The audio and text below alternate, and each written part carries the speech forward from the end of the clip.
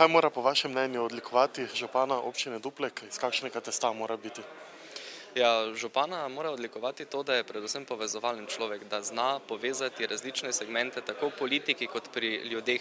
Mora znati ljudem prisluhniti, to je tisto, kar je pomembno, mora stati za svojimi odločitvami in nekako to so po moje tiste odlike, ki kujejo župana.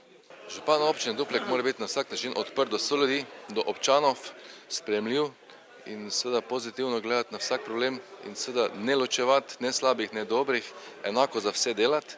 Torej biti župan za vse ljudi, za vse enake kriterije. Človek mora biti prvo pošten, mora red, disciplina, to je vse. Ker imamo firmo, pa vem, kaj se pri firmi to dela. Glede na občane je lahko z mehkega testa, ker se da vse dogovoriti z občanami.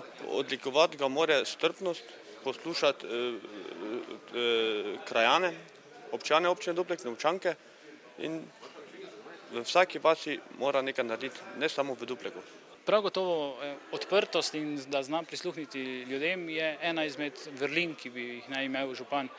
Drugo pa je, da je iz pravega testa, da se zna na osnovi potem argumentov odločiti in da se odloči pametno. Najprej poštenost, bom rekla, potem tudi tista znanja, ki jih mora imeti, to je podjetniška znanja, menedžerska znanja, ki jih sama imam, da potem lahko vodi dostojno občino. Bodoči župan občine Duplek mora imeti pogum, mora imeti strpnost, mora biti timski človek, kateri bo povezoval občinske uradnike, ki bo jih znal voditi in dajati naloge. Jaz smatram, da mora biti predvsem odprt do ljudi, da mora poslušati ljudi, kakšne probleme imajo, s kakimi problemi se soočajo in na čim bolj miren način reševati take probleme.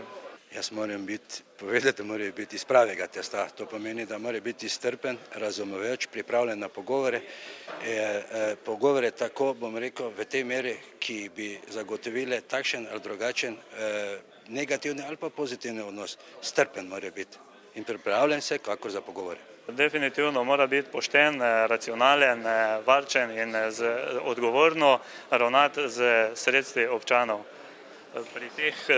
Pri projektih pa se več opirati na mnenja občanov samih, kot pa delati vse po svoji volji, tako kot se to dogaja.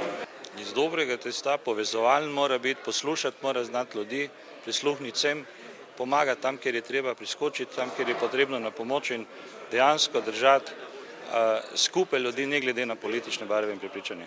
Pa vaš glavni argument, zakaj bi volivci volili prav vas? Smatram, da sem strpen in pa odprt do vseh, ne motijo me različne politične pripadnosti, smatram, da bi znal delati z vsemi političnimi opcijami. Jaz mislim, ker me 70% ljudi pozna, da sem gospodaren gospodar. V bistvu moj nastop je bil vedno zasnovan tako, da imam znanje, imam energijo in pač v teh časih, ki so, kjer je recesija na udaru, mislim, da sem najprimernejši kandidat za rešitev tega. Prihaja čas, da tudi v Dupleku zacvetijo vijolice.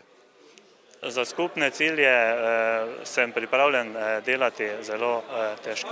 Moji sokandidati so se nekako strinjali, da je treba vlagati v turizem, v podjetništvo in tako dalje, v kmetijstvo seveda tudi.